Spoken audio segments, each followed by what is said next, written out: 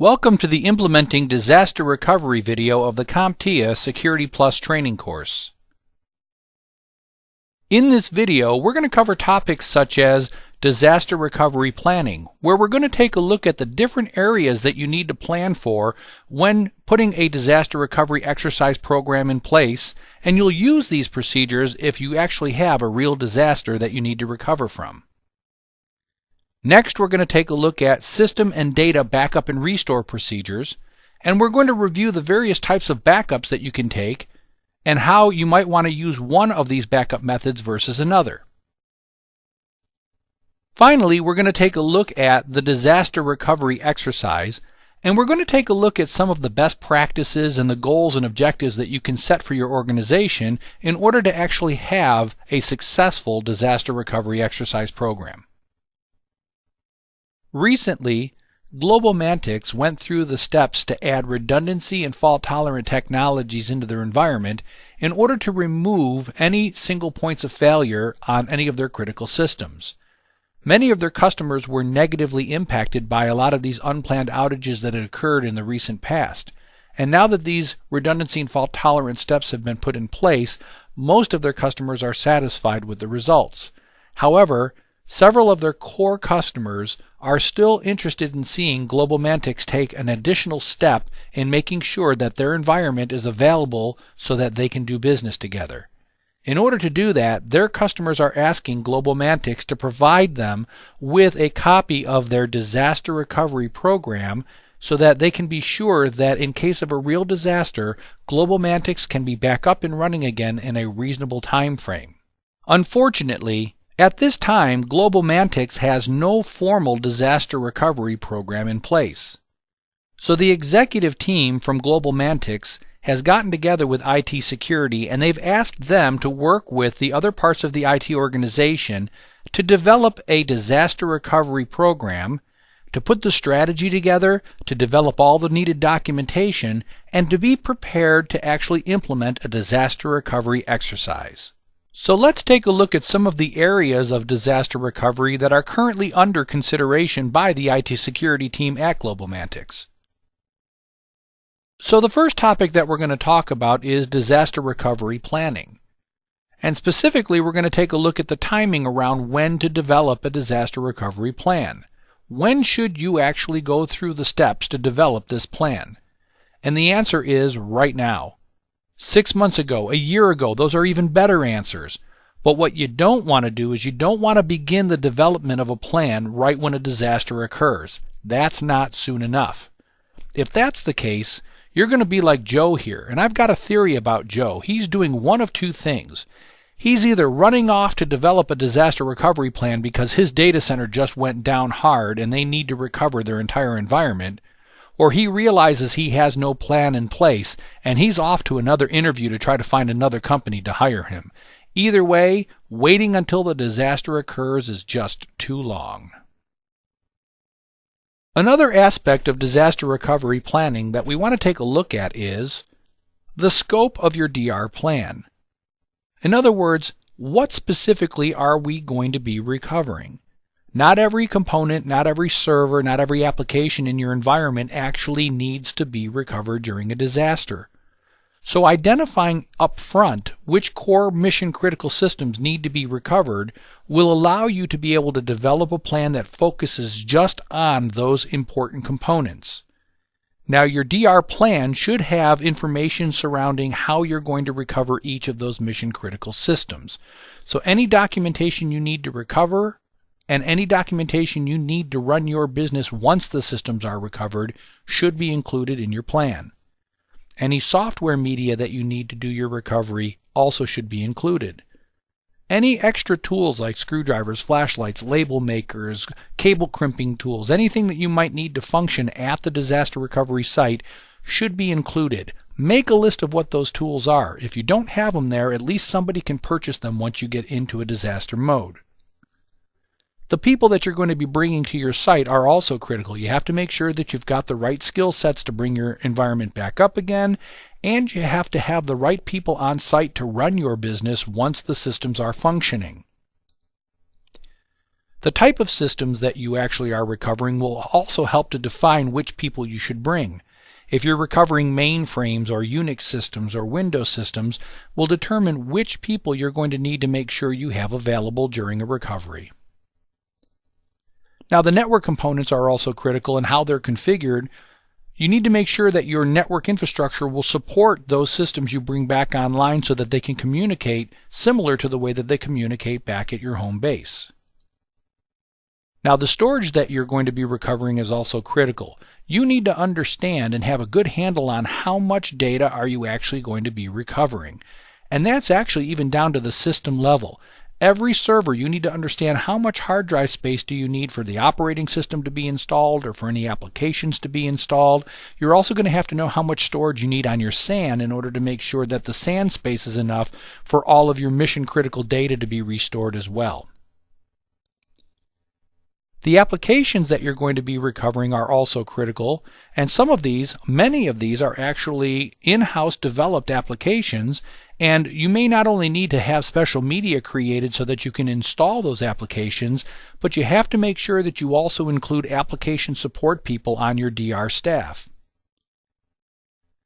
The facilities that you use will also determine what your recovery efforts are going to actually be. So whether you're using a hot site or a warm site or a cold site will really determine the amount of effort necessary to be able to bring your environment back up to a functional level. So you have to make sure that that's pre-planned and that the proper type of facility is actually contracted so that when you do go into a disaster mode, you can get the business back to functional level in the time that you know you have to do the work. Now, Global Mantix is actually going through the process of considering their other offices, whether it's the one that's in Chicago or the one down in Texas, as an alternate site for their disaster recovery program. Now, whether they decide to make either of those locations a warm site or a hot site, what they need to do is consider the cost associated with buying all of the redundant equipment and also the cost associated with establishing the circuits between the different offices, and then weigh all of that against the cost of actually using an outside company to host their DR program for them. Once they put all those ducks in a row and they look at the pros and cons of one way versus the other, they'll be able to make a decision as to what facility they're going to want and where is that facility going to be located. Office space is another consideration, because beyond bringing up the computer systems and the network infrastructure and the applications, the rest of your business needs to also continue. So you have to have a place for your other office workers and other business folks to be able to do their work. So you need desks, chairs, computers, phones, printers, all the things that your team needs to be able to function and to be able to conduct business. Transportation is also an important factor. How are you going to get your people from home base to wherever your disaster recovery site is? And also, once they're there, how are they going to get around locally? People need to be able to get from, say, hotels to the disaster recovery site or to your disaster office in order to be able to function. And then finally, the all-important food and lodging. You need to make sure that your people are actually well rested and well fed, because whether it's a disaster recovery rehearsal or an actual disaster itself, there's quite a bit of stress involved with the whole aspect of disaster recovery. So when people are on site, make sure that they have comfortable lodging and good food to eat. Just to kind of wrap this slide up, I wanted to really just stress the fact that disaster recovery is all about people, procedures, and technology. If you have the right people, following the right procedures, and recovering the right technology, your disaster recovery plan will be successful. Managing a successful disaster recovery plan is really all about managing a lot of information. And keeping track of all that information and making sure that it's available when it's needed requires that you incorporate it into a centralized DR runbook. The Disaster Recovery Runbook will hold all kinds of interesting and important information that you're going to need to have at your fingertips when managing a disaster. Things like your business continuity plan, which outline how you're going to get all the different areas of your business back up and running again during that disaster. Not just the computer systems, not just IT, but every aspect of your business, sales, marketing, accounting, etc. You're also going to need to have your disaster recovery plan in that run book, which is what we've been really talking about. How do we get all of our computer systems, data, applications, etc. back up and running again?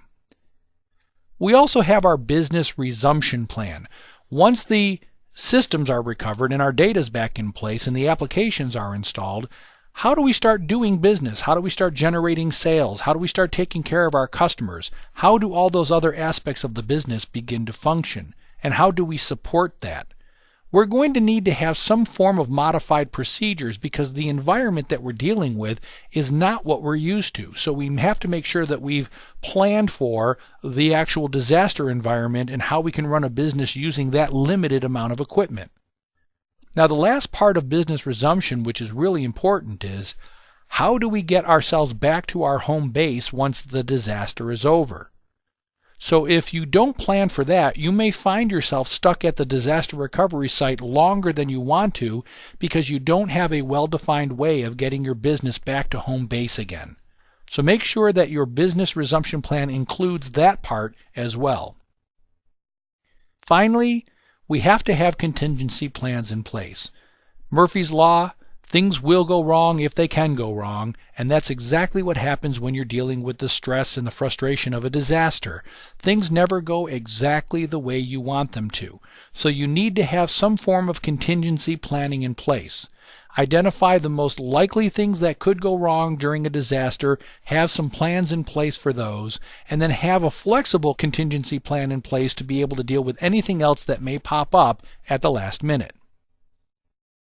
Now, the next aspect of implementing disaster recovery involves performing system and user data backups and then being able to restore any of that data should we need to. Now, there are 4 specific types of backup jobs that we're going to be talking about. The first one is a full backup, and then we have an incremental backup, a differential backup, and a copy backup. To begin with, let's just talk a little bit about a full backup. A full backup job is scheduled to be able to back up all files every time. So once all the directories are identified that are about to be backed up, every file will be backed up every time that full backup job runs. Now, the one thing that full backup job does is it resets the archive bits on all the different files that have been modified since the last backup. Now, an archive bit is a bit that's associated with every file that's in every folder on your hard drive. And the archive bit, depending upon the way that it's set, will tell backup software that that file has been changed since the last time it was backed up. And that's how software that's backing up files knows whether or not a particular file should or shouldn't be backed up. Now, the interesting thing is that a full backup doesn't care how the archive bits are set, whether a file's already been backed up or whether it has been modified since the last backup. The full backup job is just going to go ahead and back all those files up every time and then reset that archive bit every time. Now, an incremental backup job is a little bit different. The incremental backup job is going to use that archive bit to determine which files it's going to back up.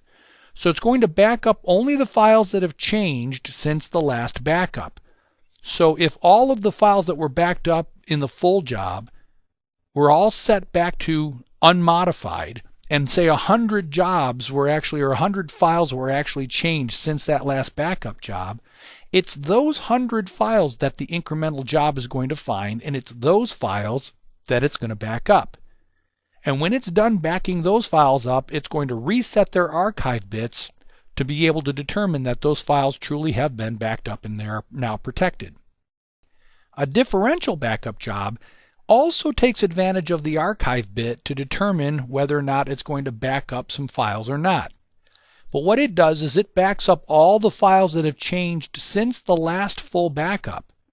And the way it accomplishes this is by backing up all of the files and then leaving the archive bit alone. So that, for example, if on Monday we did a full backup and all the archive bits were reset, if on Tuesday 20 files were modified, the Tuesday differential would back up those 20 files and leave the archive bits alone. And then if on Wednesday an additional 20 files were modified, Now that Wednesday differential would back up 40 files, the 20 from Tuesday and the 20 from Wednesday. And then on Thursday, say 100 files were modified. The Thursday differential would back up the 20 from Tuesday, the 20 from Wednesday, and the 100 from Thursday, because those archive bits continue to look like those files have been modified, and it continues to back those files up, and it never resets the archive bit. Now, a copy file will actually do a full backup. A copy backup works just like a full, and the only difference is it leaves the archive bit alone. Now, we would use this type of backup if we wanted to get a full backup of all our files, but we don't want to modify the archive bits mainly because we want to let our other jobs do the job that they were intending on doing. This is maybe just creating a spare backup copy for some purpose, but we don't want to interrupt the flow of our normal backup schedules. So we would use a copy backup to perform that function. So let's take a look at the implications of using an incremental backup versus a differential backup. And again, I'm going to use the example of, say, a full backup job running on Sunday, and then I'm going to show incremental and differentials running on Monday, Tuesday, Wednesday, and Thursday, and we're going to compare them. And then let's just say that some data needed to be restored on Friday because sometime Friday during the day, that data either got corrupted or accidentally deleted. Which tapes would we need in order to be able to find that data and make sure that we had the most current copy of that? Well, if we're using an incremental backup strategy, we have our full backup on Sunday. All the archive bits are reset. Then on Monday we have an incremental that runs and the archive bits are reset. The same thing on Tuesday, the same thing on Wednesday, and the same thing on Thursday. Now, if, for example, we needed to do a full restore of a server or of a large chunk of information, because that's what happened, it got corrupted on Friday, we may need to have the full backup plus all of the different incrementals for the entire rest of the week in order to be able to make sure that we have the most current version of the data that was lost. Now, with a differential backup, that's quite different. With a differential backup, we would have a full backup on Sunday and then differentials on each day of the week. And then when something on Friday gets lost or an entire system goes down, all we would need to regain that information was the full backup from Sunday and the very last differential tape, because it has an accumulation of all of the information from Monday, Tuesday, and Wednesday, because remember, these archive bits were not reset. Now here's the disadvantage. A differential backup, every day of the week, it starts to add more and more data. So this might have been a small amount of information, but by the time you get to Thursday, you might have a lot of files that need to be backed up, and it may take a long time to get those files backed up. As opposed to with an incremental, it may take a very little time each of these days because it's only really backing up the things that have changed since the previous day. So you may not be using a lot of space, and it may not be taking a lot of time. So from a backup perspective, incrementals are faster to perform. Differentials may take longer the further into the week you get. But when it comes time to restoring and getting stuff back again, an incremental backup strategy may take you more time because you have to read all of these tapes to find that data, as opposed to a differential where you may only need a full and then the very last differential tape. So there are pros and cons to using either of these two strategies. You just need to figure out for your organization what makes the most sense. Now, Global Mantics has decided to use the differential backup strategy, so they're doing a full backup on Sunday and then differentials on Monday through Saturday. Now, the reason they chose this method is because as a trading company, it's important that if they have to recover data, that they want it to be recovered as quickly as possible. Any time that a trade may be held up because of the fact that they don't have data available, it could cost them and their customers a significant amount of money. So also another consideration was the fact that they don't have a lot of data that changes very rapidly through the course of their business week. So by the time they got to their Saturday differential, which is differential number 6, it's still not a lot of data that's being backed up. So backing up still happens relatively quickly, and they get the benefit of the quick restore if they need to. So that's why they chose to go with the differential backup strategy. Now, one of the aspects of system and data backup and restores that we need to talk about is the rotation scheme that we're using. How many tapes are we using to do our restores and our backups? How often are we rotating through them? In other words, I don't want to have just one tape that I use every single day. If that's all I had was just one tape, then the data I backed up today would be overwritten tomorrow, and then really what good would my backups do? How far back could I restore from? Well, really just that one day. So what we want to do is we want to take a look at a popular rotation scheme called the grandfather-father-son rotation scheme, or GFS. Now in the GFS rotation scheme, what we do is we identify one tape for each day of the week. So we've got 7 days in the week that we perform backups. We need to have a tape for each of those days. Now, one of those tapes is going to be designated as a father tape, or a full backup tape. So once a week we're going to perform a full backup on that tape. And then that is going to be designated as the father in the grandfather-father-son relationship. Next, we're going to have daily backups, whether they're incremental or differential, but they're going to occur on all the other days of the week, and those are going to be considered the sons. So notice we have the father as the full backup on Sunday in this one example, and then we have 6 other sons that take place on the different days of the week. Now, where's the grandfather, you're probably wondering. Well, the grandfather happens to be an additional monthly full backup that you would then take, and it becomes the grandfather.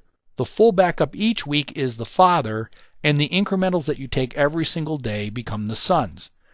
Now, once again, you don't want to just have 1 week's worth of tapes and then just continue to re-rotate through these one set of tapes. What you want to do is you want to have multiple sets of tapes, and you don't necessarily have to have 52 of them, but you want to have more than one.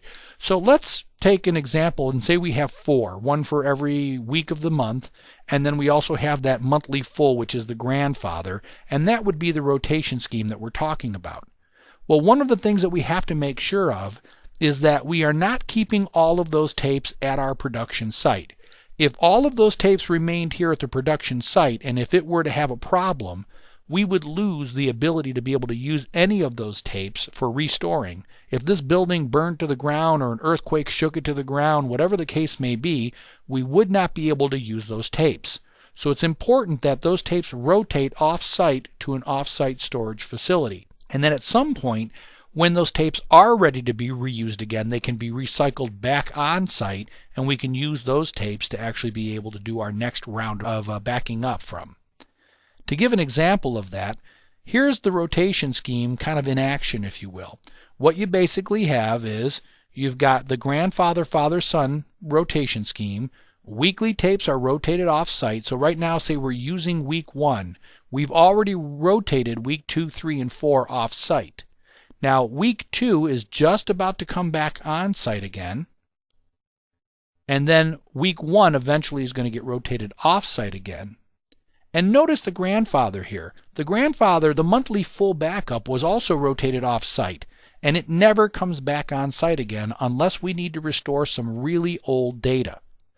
So by having these 4 sets of weekly tapes going through a rotation, and then sending each month's full off-site, we always have at least 3 weekly sets of backups off-site, plus all of the monthly backups, which are the grandfathers. So we'll have the grandfather and 3 fathers and 3 sets of sons off-site that we could use to do a disaster recovery if we had to. We could have our off-site facilities send any combination of these tapes to our extended facility, to our other facility, to be able to actually do restores from should there be a disaster.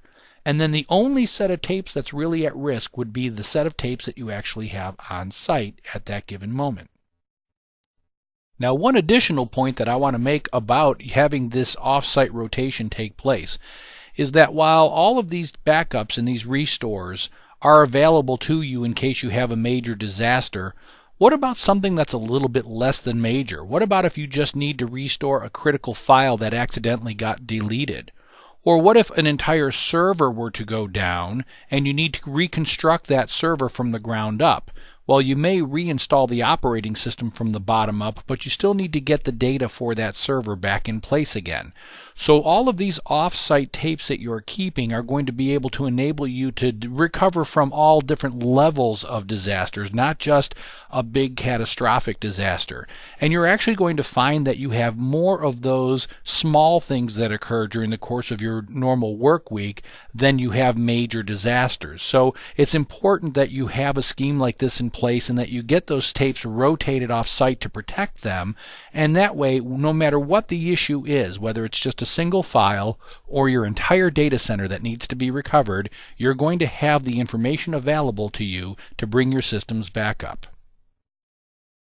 So now that we've developed our procedures and we've got our runbook well flushed out, and we've actually decided how we're going to be backing up all of our data, and we've also done some restores throughout the weeks and months that we've been actually running these backups, so we know that the backups do work. Let's talk about that first exercise that we need to actually get through. It's probably the most painful one, but we need to get through and exercise our disaster recovery procedures. So what we're going to do is we're going to discuss some of the best practices that you want to make sure you employ when you go into a DR rehearsal, and you also want to talk about some of the goals and objectives that you want to accomplish while you're there.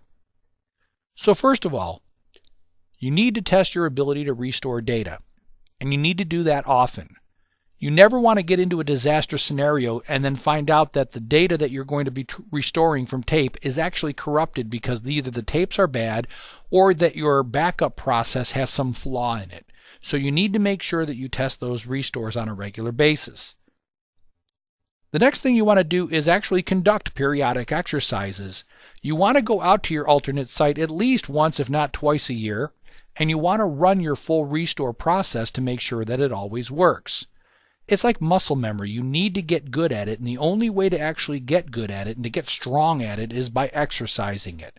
The first time you go out to your alternate site should not be because you're actually in a disaster scenario. That's the wrong time to find out that the site is a lot different than you thought. The personnel there may or may not have the skill sets you expected, etc. So you need to put yourself through those exercises. Next, you want to try to include your customers during your exercise. Now, this may not be something you do the very first time you go out for an exercise, but after you've gone through maybe 4 or 5 versions of your exercise and your restore procedures are relatively tight and you're getting back your data and your systems, you want to include some of your customers to see if they can reach into that DR facility and actually complete some fake transactions. This allows you to verify and test that the environment works from end to end and that you can actually do commerce within your DR site.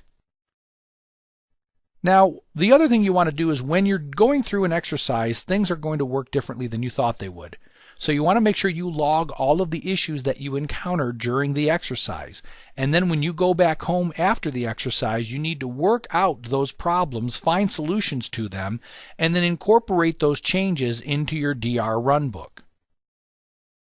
You're going to want to update your DR documentation and procedures not only with the replacement procedures from the log issues that you found, but anytime anything else changes in your home environment, if you add new systems or you modify the configuration of systems, you need to make sure that your runbook is updated with those new procedures. You never want to get out to a DR site and then find out that the reason it doesn't work is because you forgot to update the documentation. So keep that documentation up to date. You also want to rotate your team through the DR rehearsal process.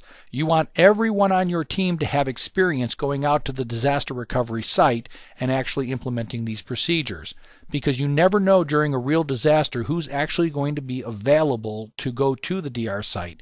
So everybody that hits that DR site should have gone through at least a few different iterations of the exercise so they know what to expect when they get there.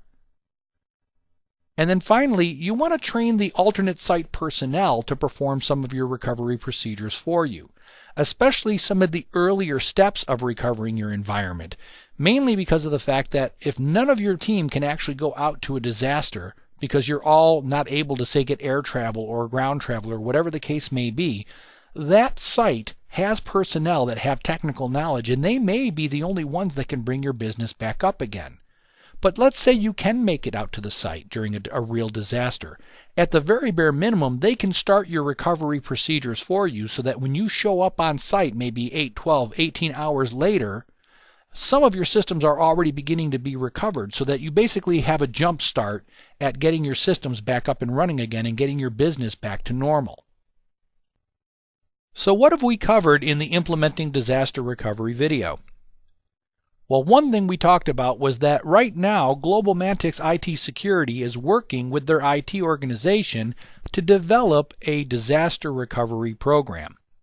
Now, the first thing that they're doing is they're actually going through a planning exercise. And part of that planning exercise was developing a scope document which identifies which systems, which data, and which applications need to be restored. What really is mission critical? What stuff can we live without? So that was the first step of what they've done. Now, the next thing they realized was that there's a lot of information that's coming out of that planning stage. And there's a need for having a way of managing all of that information. So the next thing they did was they implemented a disaster recovery runbook, which is a central repository for all of the information that they're going to need to run a successful IT disaster recovery program. In this runbook, they're going to include things like their business continuity plan, all of their disaster recovery procedures, their business resumption plan, which is how they're going to run their business once they're up and running at the facility, and then how are they going to get themselves back to home base again when the disaster is over. And then they've also included a contingency plan in there for dealing with issues that may pop up during a disaster. Next on their agenda were system and data backup and restores. They needed to formalize their policy for how they do backups and restores in their network in order to ensure that data is available to them when they need to go into a disaster mode. So they reviewed the different types of backups like full backups, incremental backups, differential backups, and copy backups. And they weighed the difference between these backups and came up with a scheme that works best for Global Mantic. Now, they also decided on a rotation scheme, and they decided to use the grandfather-father-son scheme for making sure that they have enough tapes capturing that data and that they're rotating those sets of tapes off-site, including that monthly full backup, which is called the grandfather, a weekly full backup, which is the father, and then they went with a daily incremental backup as the sons. And this was the decision that they felt worked best for their company. Now, they're rotating multiple sets off-site. They're only keeping one set on-site per week. And that way, if they end up going into a disaster mode, they'll have multiple sets of fathers and sons, and every month they'll have a full backup that they can use for any long-term restores. Now, the final thing that they are doing is that they're implementing a disaster recovery exercise schedule. And what they're planning on doing for this exercise is they're going to identify a handful of best practices and a few goals and objectives so that they can measure whether or not they were successful. So some of the things that they're doing from a best practice perspective is that they're going to make sure that they test their data restores every week.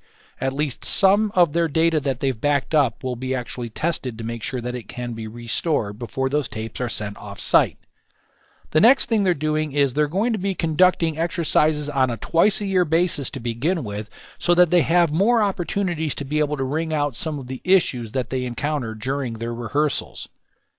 They're also going to be including some customers during their testing just to make sure that when they bring their environment up, that it actually functions in a way that allows them to truly do business.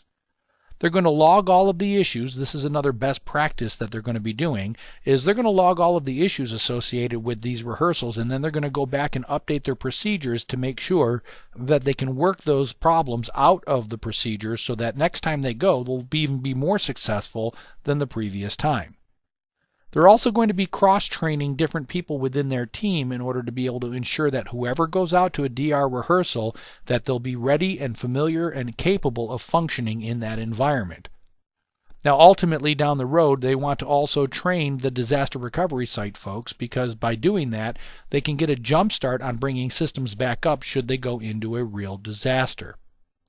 So now that we've gone through this information, you should be comfortable with the opportunity that you're going to have in the disaster recovery arena. You should be able to now go into a company and say, I would like to partake in a disaster recovery exercise, and understand the steps of what goes into planning for disaster recovery. Thanks for watching the Implementing Disaster Recovery video. I hope you enjoyed yourself, and I hope you really learned a lot about disaster recovery. I look forward to seeing you in the next video.